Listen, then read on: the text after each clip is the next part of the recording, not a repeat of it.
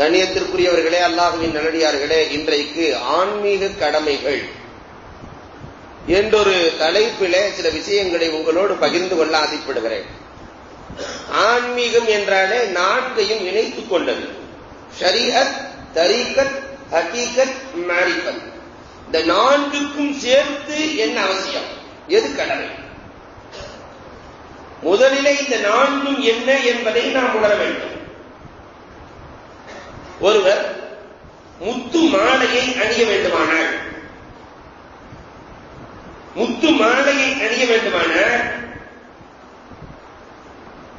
கண்டிப்பாக முத்து குளிக்கப்பட்டிருக்க வேண்டும். அதற்கு கடல் தேவை, கடலிலே செல்வதற்கு கப்பல் தேவை. கடலிலே செல்ல வேண்டும், கப்பலிலே செல்ல வேண்டும், முத்து குளிக்க வேண்டும். அதற்கு பிறகு எடுத்து வந்து மாலையாக கொடுக்கப்படும். இந்த கப்பல் தான் ஷரியத், கடல் தான் தரீகத், மூழ்கி முத்தெடுப்பதுதான் ஹகீகத், அதை மாலையாக அணிவதுதான் மாரிஃபத். இன்னொரு உதாரணத்தின் வழியாக உங்களுக்கு சொல்ல வேண்டுமானால் ஏதாவது வைட்டமின் குறைகிறது, ஆரஞ்சு சாப்பிடணுங்கிறாங்க, ஆப்பிள் சாப்பிட வேண்டும் என்கிறார்கள். எதற்காக? உடலிலே சத்து பிடிக்க வேண்டும் என்பதற்காக. வாழைப்பழம் சாப்பிட்டா அதுல ஒரு சத்து இருக்கிறது, பலாப்பழத்திலே ஒரு சத்து இருக்கிறது, கொய்யாவிலே ஒரு சத்து இருக்கிறது.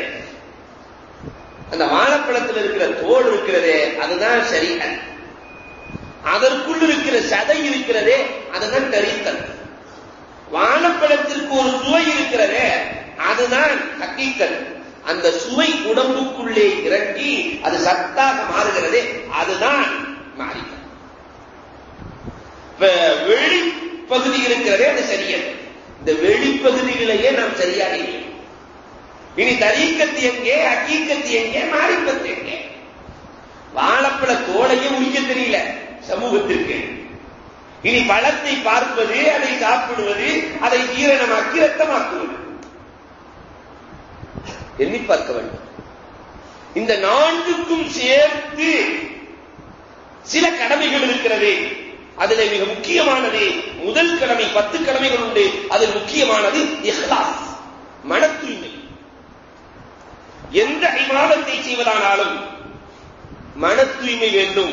வமா கலக்துல் ஜின்ன வல் இன்ஸ இல்லா லியஅபுதுல்லாஹ் முக்லிஸீன லஹுத்தீன். அல்லாஹ் சொல்லுவான், மனித வர்க்கத்தையும் ஜின் வர்க்கத்தையும் வணங்குவதற்காக படைத்திருக்கிறேன். எப்படி வணங்க வேண்டும்? இஹ்லாஸ். அங்கே முகத்துதி இருக்கவே கூடாது. ஆனால் இன்றைக்கு நம்முடைய வணக்கங்கள் எப்படி இருக்கிறது அன்புக்குரியவர்களே, எண்ணி பார்க்க கடமைப்பட்டிருக்கிறோம். முகத்துதிக்கு பெருமானார் ஸல்லல்லாஹு அலைஹி வஸல்லம் ஒரு அழகான உதாரணத்தை காட்டுவார்கள்.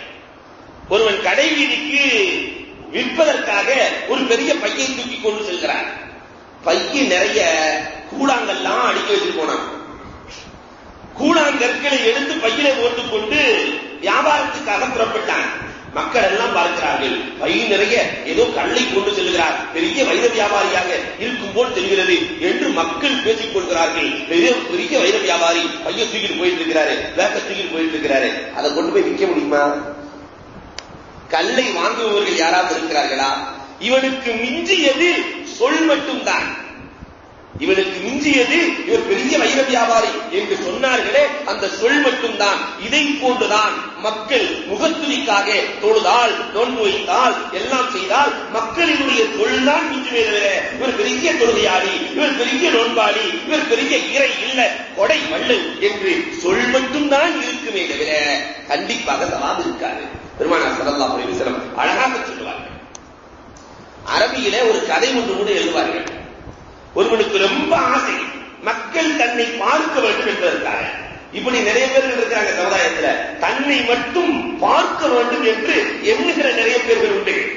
இவனுக்கு ஒரு வித்தியாசமான ஆசை, நம்மை பார்க்க வேண்டுமானால் நம்முடைய பல்ல கல்விக்கு தங்கப்பல்லு கட்டணும்னு முடிவு பண்ணான்.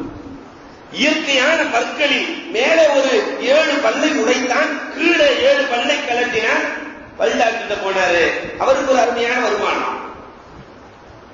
7 பல், மேல் 7 கீழ் 7, 14 பற்கள் உடைக்கப்பட்டு தங்க பல்லு கட்டியாச்சு. இந்த தங்கப்பள்ளி பார்க்கிறது வாய்ப்புள்ள இருக்கு, உதட்டுக்குள்ள இருக்கிறதே. அதனால வியாபாரத்தை மாற்றுவோம் என்று சொல்லி இஞ்சி வியாபாரத்தை ஆரம்பிச்சாங்க.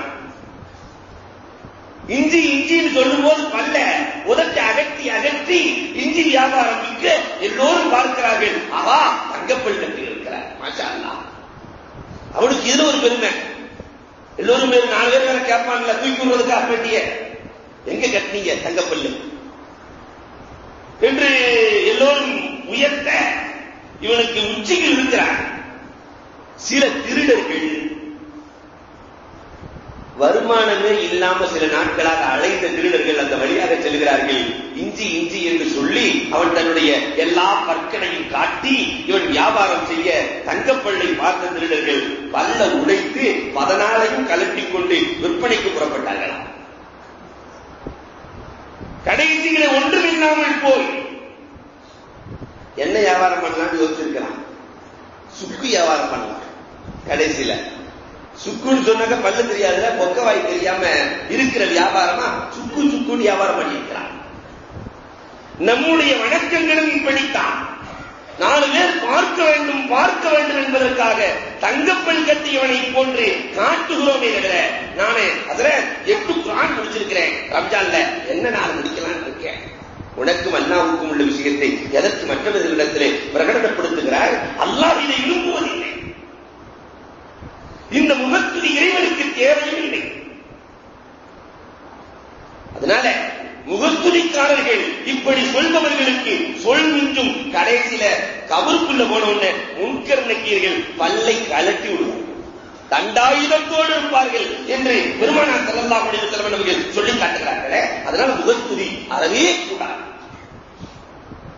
அல்லாஹ் ஜல்ல ஷானஹு தஆலா சொர்க்கத்தை படைத்து சொர்க்கத்தினுடைய வரலாறுகளை நீங்கள் பாருங்கள். சொர்க்கத்தினுடைய வரலாறுகள், நரகத்தினுடைய வரலாறுகளை ஒவ்வொரு முஸ்லிம்களும் படித்திருக்க வேண்டும். சொர்க்கத்தை அல்லாஹ் எப்படி படைத்தான், அதற்குள் என்ன இருக்கிறது, என்ன நியமத்துக்கள் இருக்கிறது, நரகத்தை ஏன் படைத்தான், அதற்குள்ள என்ன அதாபுகளை எல்லாம் வைத்திருக்கிறார். முதலாக சொர்க்கம் பேசிய வார்த்தை என்ன?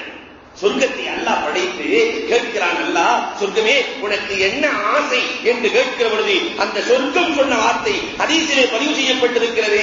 ஆன ஹராமுன் லில் பஹீலி வலில் முராஹி. யா அல்லாஹ், எனக்குள்ள கஞ்சம் வந்துடக்கூடாது, எனக்குள்ளே கஞ்சனை ஒரு காலம் நான் அனுமதிக்க மாட்டேன், எனக்குள்ளே முகஸ்துதிக்காரனையும் ஒரு காலமும் நான் அனுமதிக்க மாட்டேன். சொர்க்கம் சொன்ன முதல் வார்த்தையில் நான் முகஸ்துதிக்காரர்களுக்கு சொர்க்கத்தில் இடமில்லை.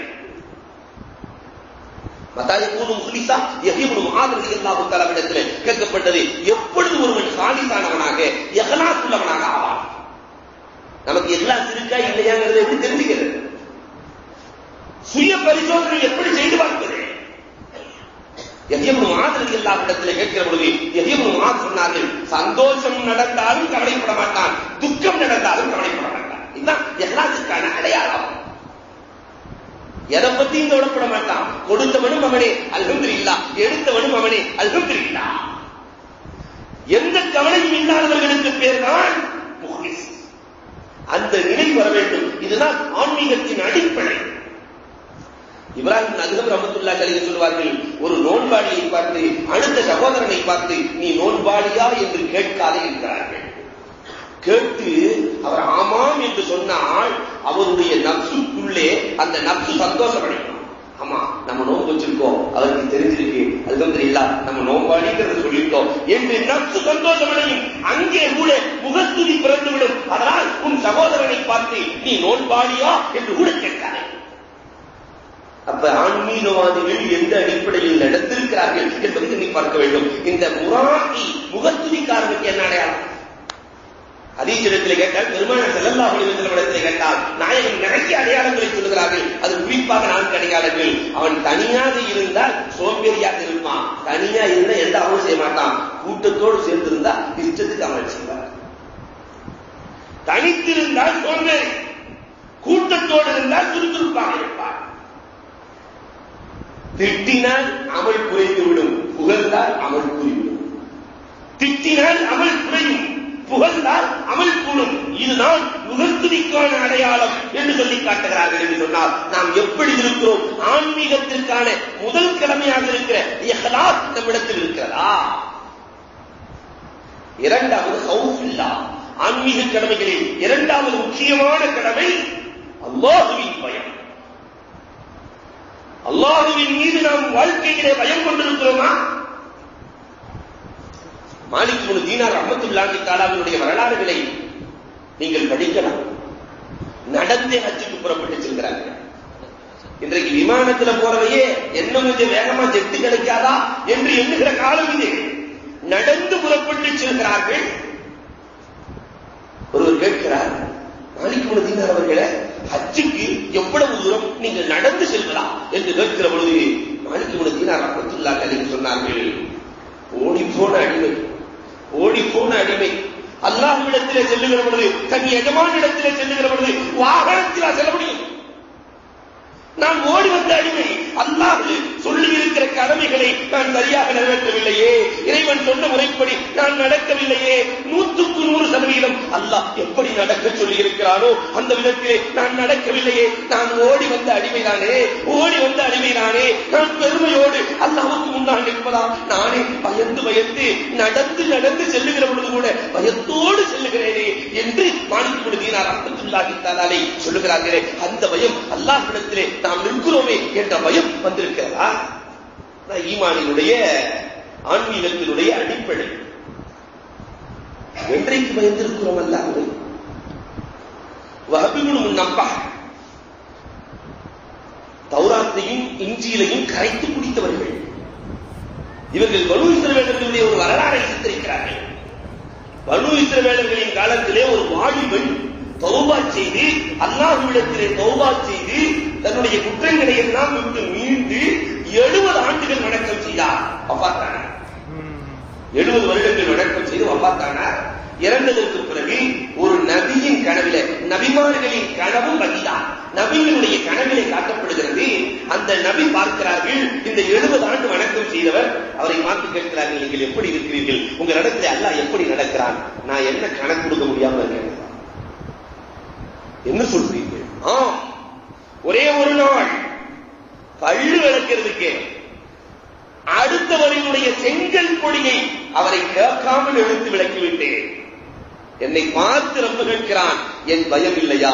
அடுத்தவனின் பொருளை நீ எப்படி தொடலாம் என்று கேட்டுக் கொண்டிருக்கிறான். இன்னும் பதில் சொல்ல முடியாமல் நான் தவித்துக் கொண்டிருக்கிறேன். அன்புக்குரியவர்களே, நம்முடைய நிலைமை என்ன? பெற்றோர்களுக்கு, சொந்த பந்தங்களுக்கு, உற்றார் உறவுகளுக்கு ஏதாவது உதவிக்கரம் நீட்டி இருக்கிறோமா? அத்தனையும் அபகரிக்கிறோமே. அல்லாஹ்வின் பயம் உண்டா? ஆன்மீகத்தினுடைய கடமைகளை தொடக்கூட இல்லை. உமர் இப்னு அப்துல் அஜீஸ் ரஹ்மத்துல்லாஹி தஆலா அலைஹி எவ்வளவு பெரிய மகான். இறை பயத்திற்கு உதாரணம் சொல்வதானால் உமர் இப்னு அப்துல் அஜீஸ் சொல்வார்கள், இவர்கள் யஸீத் ருக்காசி என்ற தாபீயை சந்திக்கிறார்கள். யஸீத் ருக்காசியை சந்தித்து எனக்கு ஏதாவது கொஞ்சம் உபதேசம் பண்ணுங்களேன் என்று சொல்லுகிற பொழுது யஸீத் ருக்காசி அழகாக கேட்டார்கள், உனக்கும் ஆதம் அலைஹிஸ்ஸலாத்திற்கு மத்தியிலே எந்த தகப்பனாவது உண்டா? உங்க அத்தா மூத்தா போயிட்டாரு, அவங்க அத்தா மூத்தா போயிட்டாரு, அவங்க அத்தா மூத்தா போயிட்டாரு, ஆதம் வரை எந்த தகப்பனாவது உண்டா? நமக்கு அதே தானே. நம்ம தகப்பனார் இல்ல, அவங்க தகப்பனார் இல்ல, அவங்க தகப்பனார் இல்ல, இவர்கள் எல்லாம் என்ன ஆனார்கள் உனக்கு தெரியுமா? உன் தகப்பனாரில் இருந்து ஆதம் வரை தொடர்ந்து கொள், இவர்கள் என்ன ஆனார்கள்? இத்தனை பேர்கள் இறந்திருந்தும் இறை பயம் உனக்கு வரவில்லையா? நீ ஆட்சி செய்கிற பொழுது அல்லாஹ்வை பயந்து மக்களுக்கு பணி செய்து ஆட்சி செய்து கொள் என்று இறை பயத்தை ஊட்டினார்கள். யஸீத் ருக்காசி இந்த வார்த்தையை கேட்ட உடனே மயக்கம் போட்டு விழுந்து விட்டார்கள். உமர் இப்னு அப்துல் அஜீஸ் ரஹ்மத்துல்லாஹி தஆலா அலைஹி இதா ஜுல்சிலத்தில் அர்து ஜில்சாலஹா, ஒவ்வொரு நாளும் ஓதுகிற திருமறையின் சூறாக்களில் ஒன்று இதா ஜுல்சிலத்தில் அர்து ஜில்சாலஹா. ஃபுதைல் இப்னு இயால் ரஹ்மத்துல்லாஹி தஆலா அலைஹி அவர்களுடைய மகன் இந்த சூறாவை ஓத மாட்டார். ஒரு நாள் ஓதுவதை கேட்டால் அதே இடத்திலே மரணித்து போனார், மூத்தாகிவிட்டார். அல்லாஹ் அந்த சூறாவிலே அவனை பற்றி அவ்வளவு கடுமையாக பயத்தை ஏற்படுத்தி பேசுகிறார்.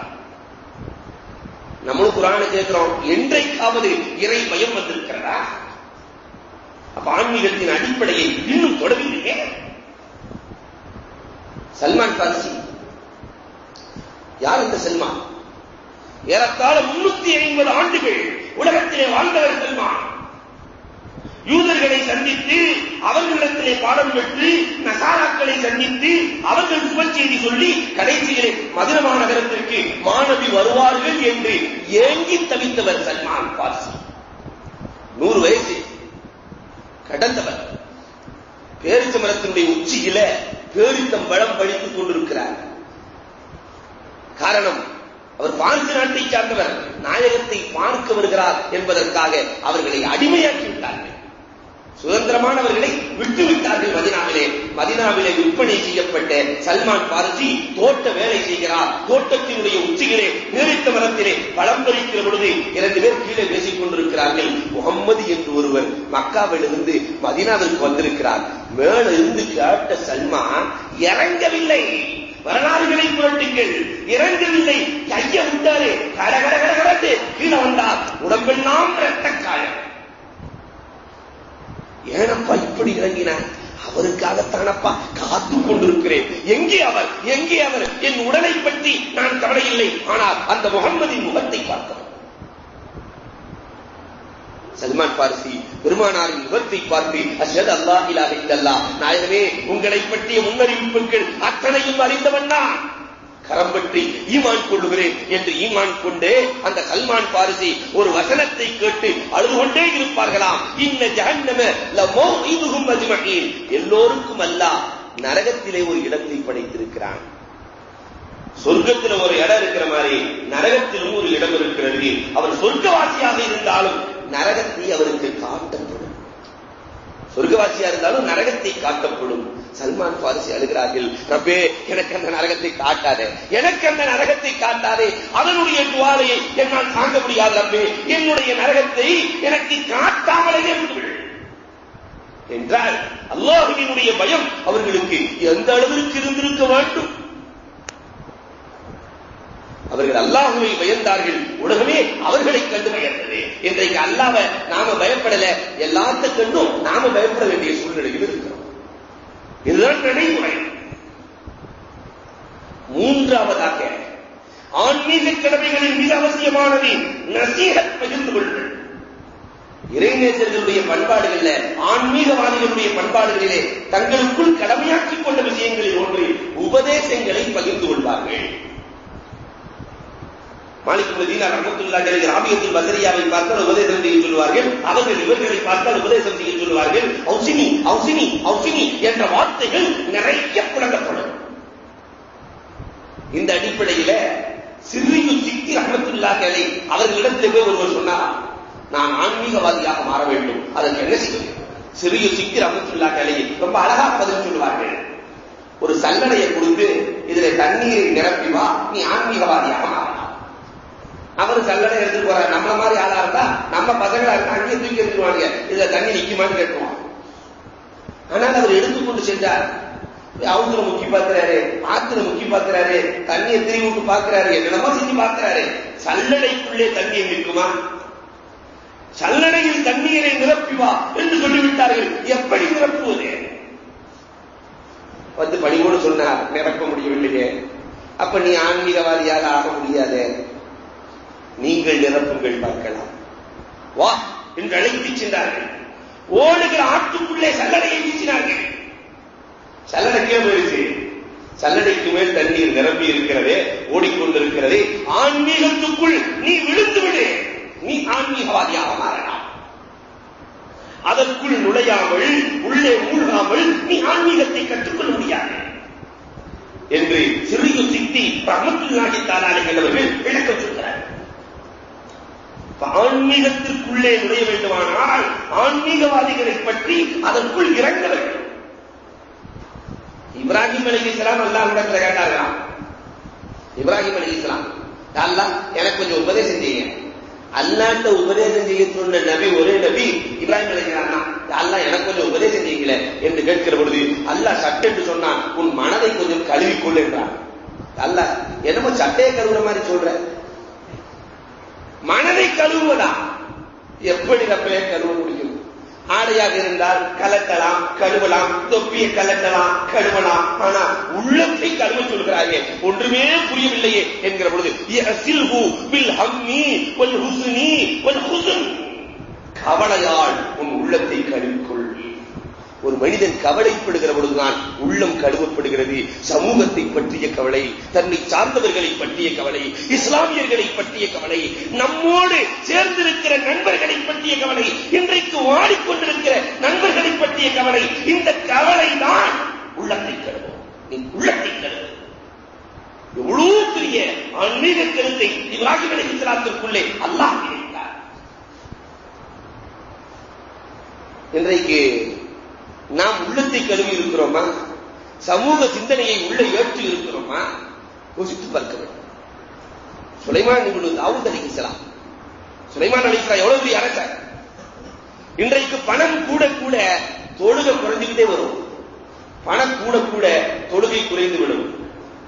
ஆனா சுலைமான் அலைஹிஸ்ஸலாத்து வஸ்ஸலாம் என்பவர்கள் தன்னுடைய மகனை அழைத்து சொன்ன வார்த்தைகள் இன்றைக்கும் ஹதீஸ் நூல்களிலே பதிவு செய்யப்பட்டிருக்கிறது.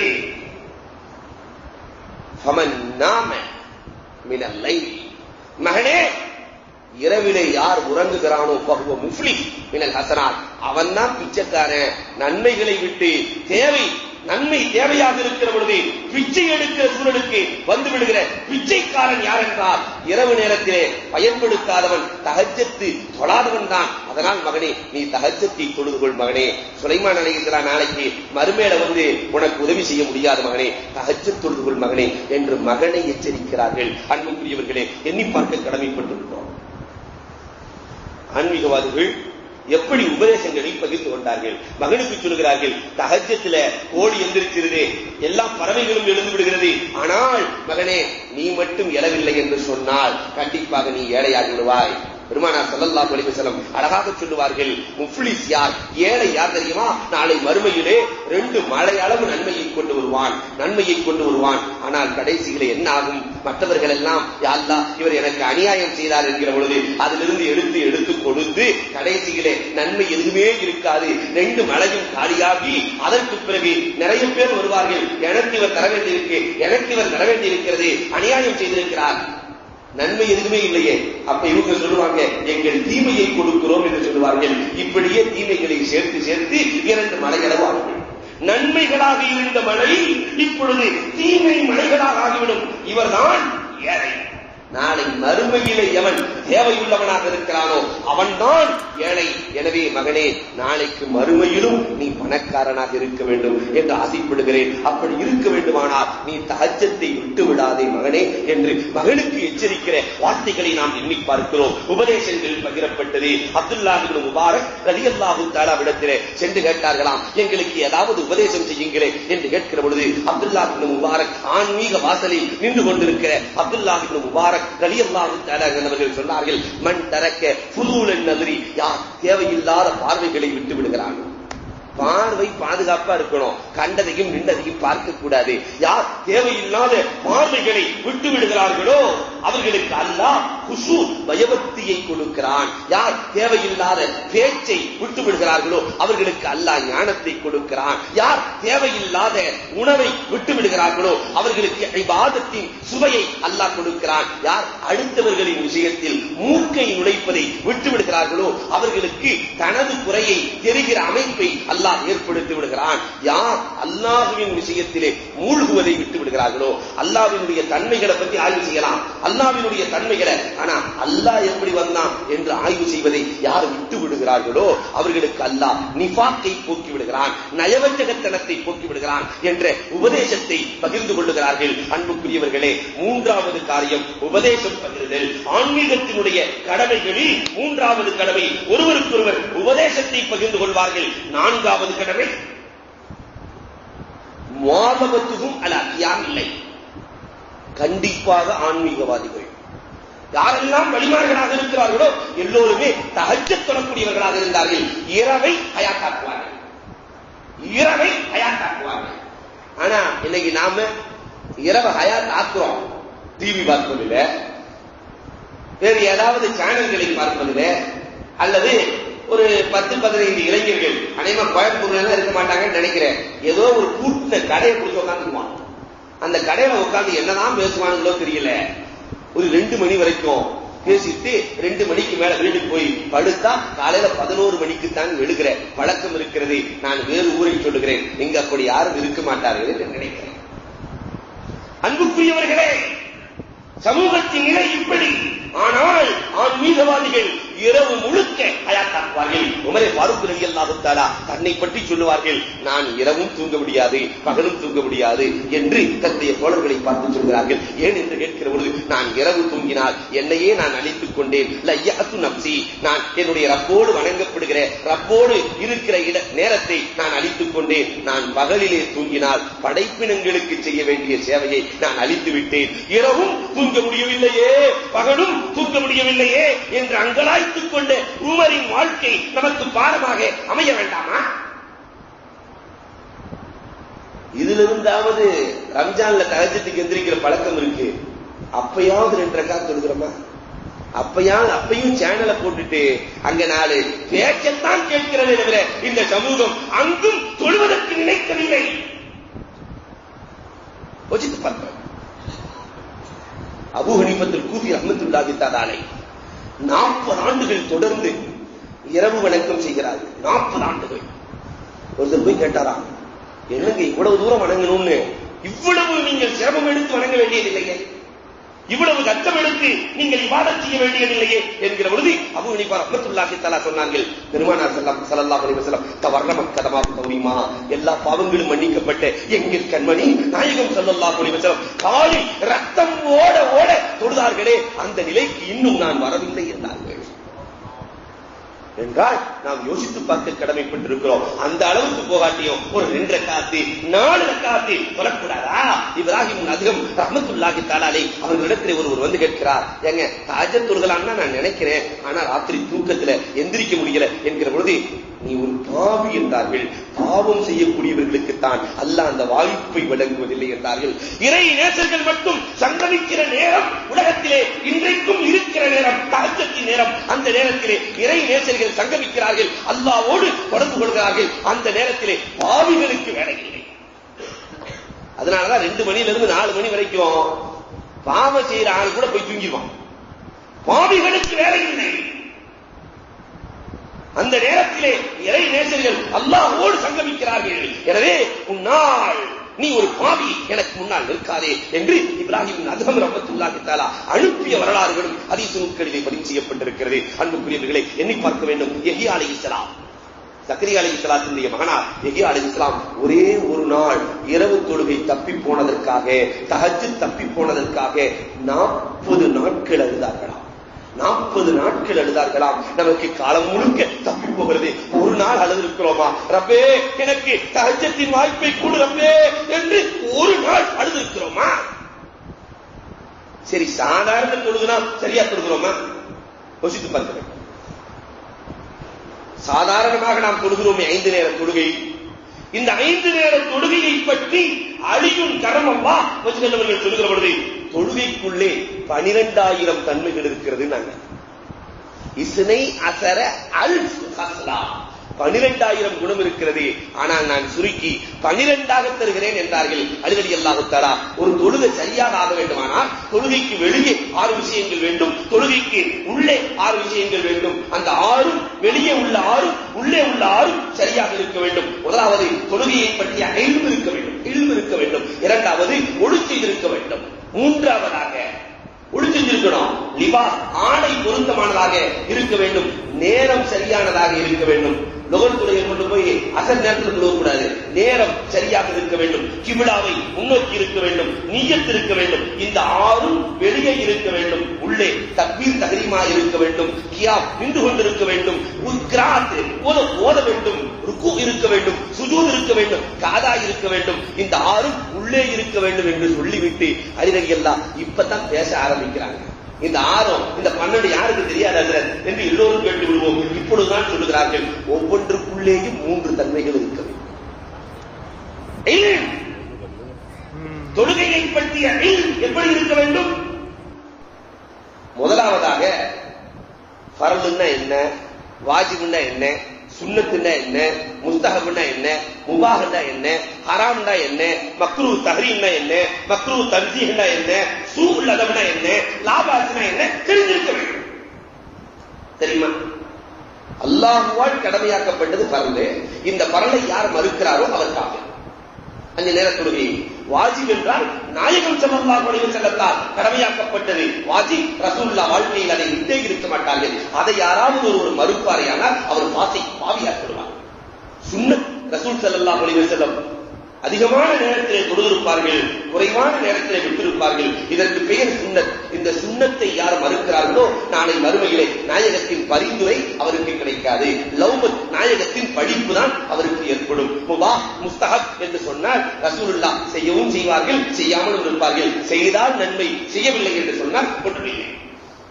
இது சம்பந்தப்பட்ட விளக்கங்களை முதலிலே அறிந்திருக்க வேண்டும், எழுந்திருக்க வேண்டும். இரண்டாவது, தொழுகையினுடைய பவாயிதுகளை அறிந்திருக்க வேண்டும். நாம ஏன் தொழுகிறோம், தொழுகையினால் என்ன நன்மை இருக்கிறது, இந்த நன்மைகளை முதலிலே அறிந்திருக்க வேண்டும். இது இரண்டாவது விஷயம்.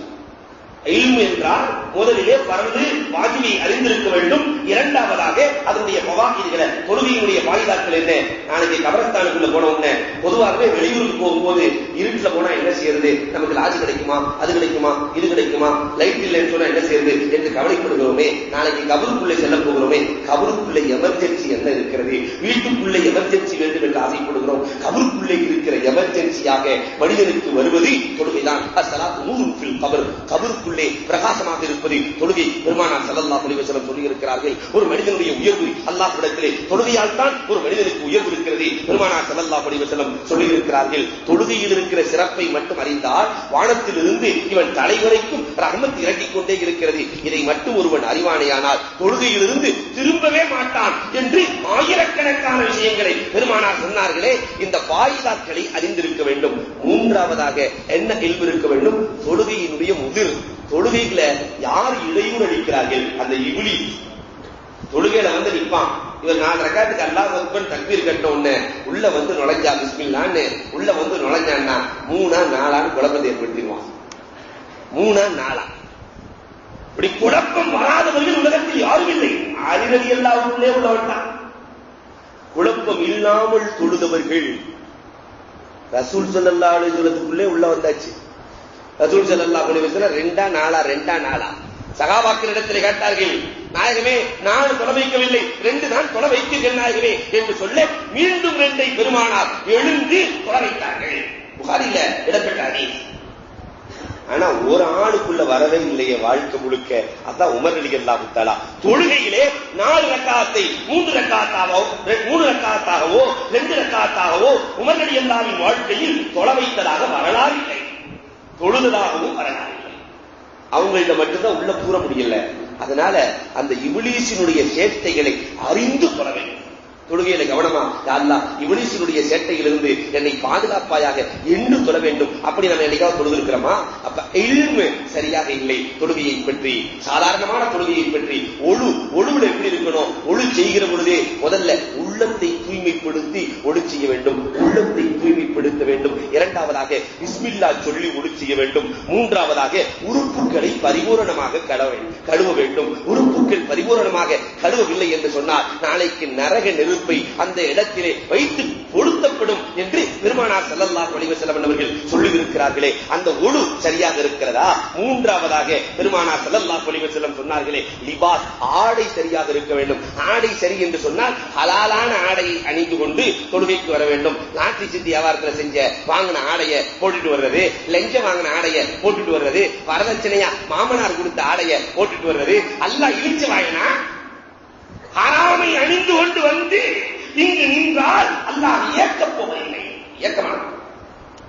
அதனால ஹலாலாக இருக்க வேண்டும். இரண்டாவதாக நஜீஸிலிருந்து அந்த ஆடை சுத்தமானதாக இருக்க வேண்டும்.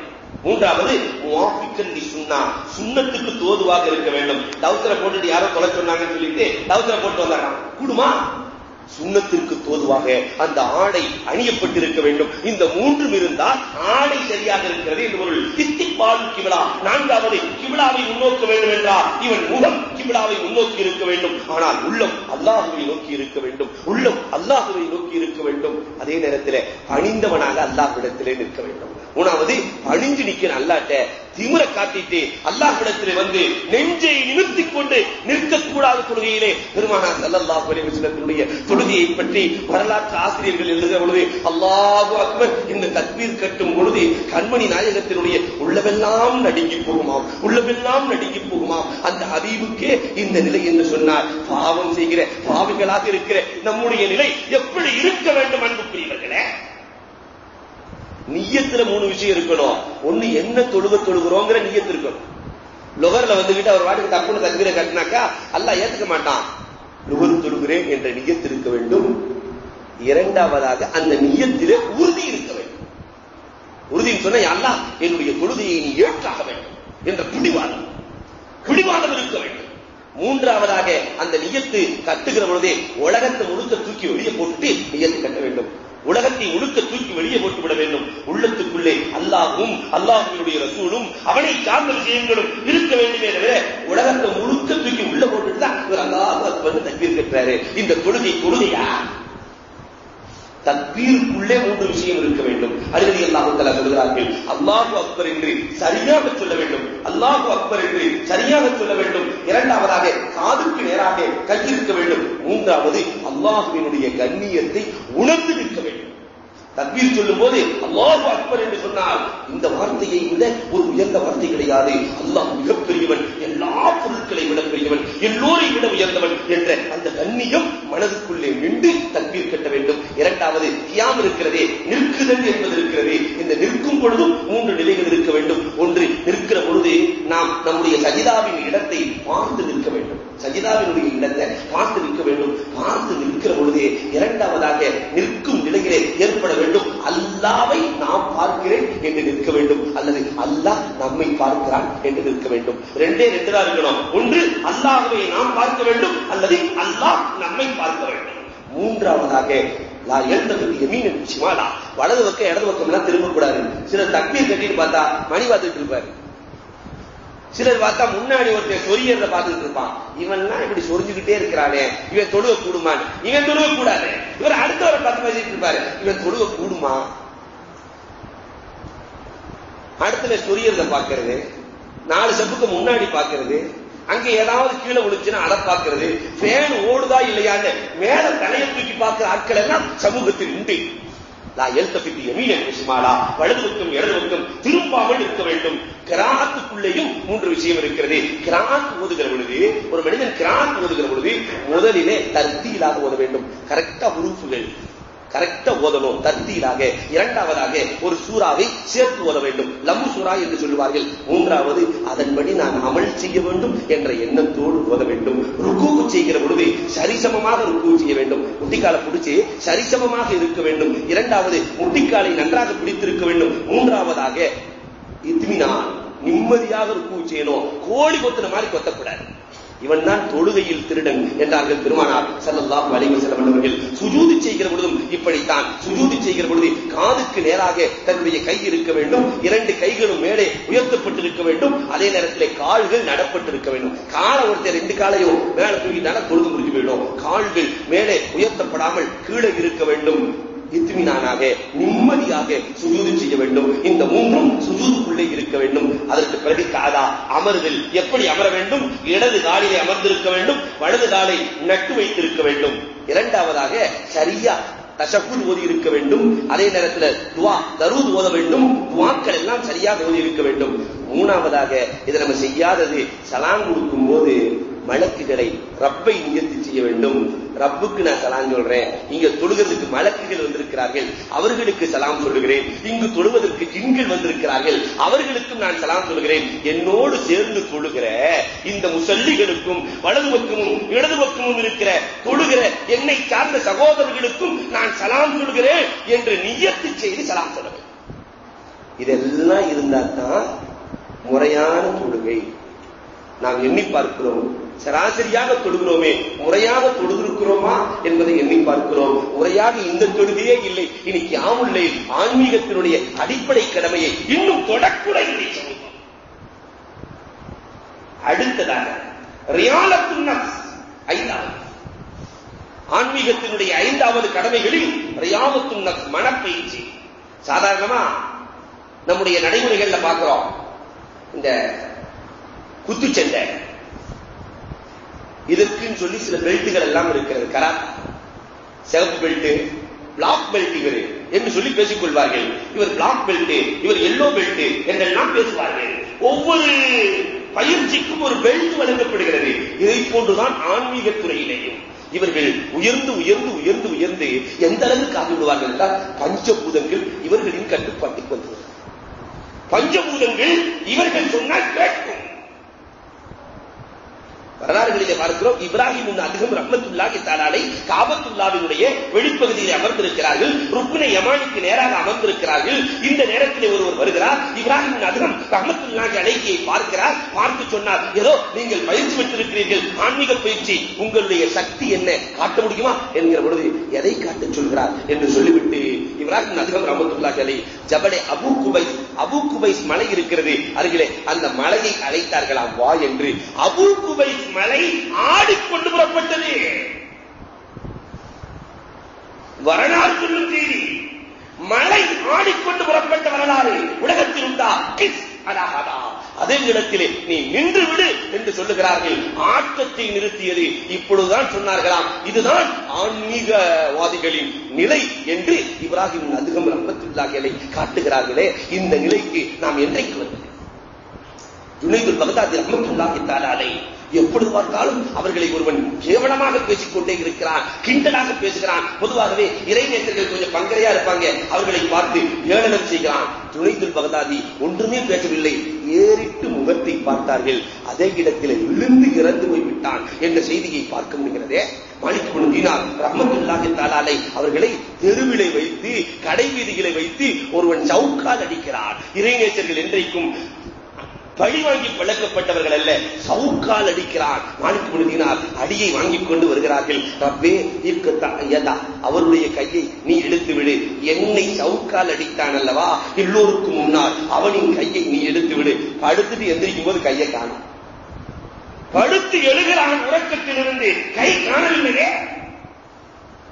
பெருமானார் ஸல்லல்லாஹு அலைஹி வஸல்லத்துடைய வரலாறு, பயிற்சிகளுக்கே பயிற்சி அளித்த அந்த மாமேதை மாணவி ஸல்லல்லாஹு அலைஹி வஸல்லம் குளித்துக் கொண்டிருக்கிற பொழுது ஒரு பெண்மணி பின்னால் வந்து பெருமானார் ஸல்லல்லாஹு அலைஹி வஸல்லத்துடைய முதுகை பிடித்து, என்னை நீங்கள் அனுபவித்துக் கொள்ளலாம் என்கிற பொழுது பெருமானார் ஸல்லல்லாஹு அலைஹி வஸல்லம் மகாதா அக்கலத்தியப்படும், ஒரு நாய் இந்த பெண்ணை சாப்பிடட்டும் என்று ஒரு வார்த்தை சொன்னார்கள். குளிக்க அந்த பெண் செல்லுகிற பொழுது ஓனாய் சேர்ந்து சாப்பிட்டதாக ஹதீஸ் நூல்கள் சொல்லுகிறது. இந்த பயிற்சி கூடமாக அவர்கள் இருந்தார்கள். ஆன்மீகவாதிகள் எடுத்த பயிற்சி பஞ்சபூதங்களை அவரின் கையிலே கொண்டு வந்து நிறுத்தியது. ஆறாவதாக ஆன்மீகத்தின் கடமையில் ஆறாவது கடமை அல் கனாஆ, ஆசைப்பட மாட்டாங்க. அபூதர் ரலியல்லாஹு தஆலா இதற்கு சரியான சான்று. அவங்களுடைய வீட்டுல எதுவுமே இருக்காது, ஒரே ஒரு வாளி மட்டும் வச்சிருப்பாங்க. ஒருவர் கேட்கிறார் அபூதர் ரலியல்லாஹு பார்த்து, என்னங்க ஒரே ஒரு வாளி மட்டும் வச்சிருக்கீங்களே, ஆச்சரியமா இருக்கிறேன் என்று கேட்கிற பொழுது அவர்கள் சொன்னார்களா, வீட்டுக்காரன் வேற எதுவும் வைக்க வேண்டாம்னு சொல்லிட்டான், நான் வாடகை வீட்டில் இருக்கிறேன், வீட்டுக்காரன் வேற எதுவும் வைக்க வேண்டாம். அவர்கள் சொன்ன அர்த்தம், உலகம் என்பது எனக்கு வாடகை வீடு, இதற்கு எஜமான இன்னொருவன் இருக்கிறான், அவன் வேற எதுவும் வேணான்னு சொல்லிட்டான், அதனால எனக்கு எதுவும் தேவையில்லை என்று சொல்லுகிறார்களே. சையத் அலி அல் ஹவாஸ் சொல்லுவார்கள், ஆன்மீகவாதிகளில் தலைவராக இருந்த சையத் அலி அல் ஹவாஸ் சொல்லுவார்கள், ஒரு நாளைக்கு 9 லுக்மாக்களுக்கு மேலே சாப்பிடுபவர்களுக்கு இபாதத்தின் சுவை தெரியாது என்றார்கள். 9 கவனம். அப்ப நம்ம யோசிச்சு பார்க்கிறோம், ஒரு நேரத்துக்கு நம்மால் 50 கவனம் அடிக்கலாம். 9 கவளத்திற்கு மேலே சாப்பிடுபவர்களுக்கு இபாதத்தின் சுவை தெரியாது என்றால் அவர்கள் எப்படி உள்ளதை கொண்டு போதுமாக்கி இருப்பார்கள் எண்ணி பார்க்க வேண்டும். அடுத்ததாக தவக்குள் வேண்டும். 7வது தன்மை அல்லாஹ்வின் மீது முழு நம்பிக்கை வேண்டும். அந்த தவக்குளிலும் அவர்கள் பரிபூரணமாக இருந்தார்கள். 8வது தன்மை தௌபா, அல்லாஹ்விடத்திலே ஒவ்வொரு நாளும் பாவ மன்னிப்பு கேட்டு பரிசுத்தமாக மாறிவிடுவார்கள். 9வதாக வரக பேணுதல் அவர்களிடத்திலே முழுமையாக இருந்தது. 10வதாக ஹிஃபுதுல் லிசான், தனக்கு விஷம் கொடுத்தவர்களை கூட 5 முறை விஷம் கொடுத்தார்கள். ஹசன் ரலியல்லாஹுவுக்கு, ஹுசைனின் அண்ணன் ஹசன் ரலியல்லாஹுவுக்கு 5 முறை விஷம் கொடுக்கப்படுகிறது. ஹுசைன் ரலியல்லாஹு கேட்கிறார்கள், யார் கொடுத்தது என்று சொல்லுங்கள், நாம் பழிதீர்த்து விடலாம் என்கிற பொழுது, நாம் அகலவை, நாம் நபியின் குடும்பத்தை சார்ந்தவர்கள், அவர் மீது கண்டன வார்த்தை கூட சொல்லக்கூடாது என்று நாவடக்கி இருந்தார்களே. இதுதான் ஆன்மீகத்திற்கான அடிப்படை கடமைகள். இந்த கடமைகளில் எதையாவது ஒன்றை பரிபூர்ணமாக செய்து இறைநேசர்களின் பட்டியலில் சேருகிற தௌஃபீக்கை அல்லாஹ் நம் அனைவருக்கும் வழங்குவானாக. வாஹுரு தாவா அல்ஹம்துலில்லாஹ்.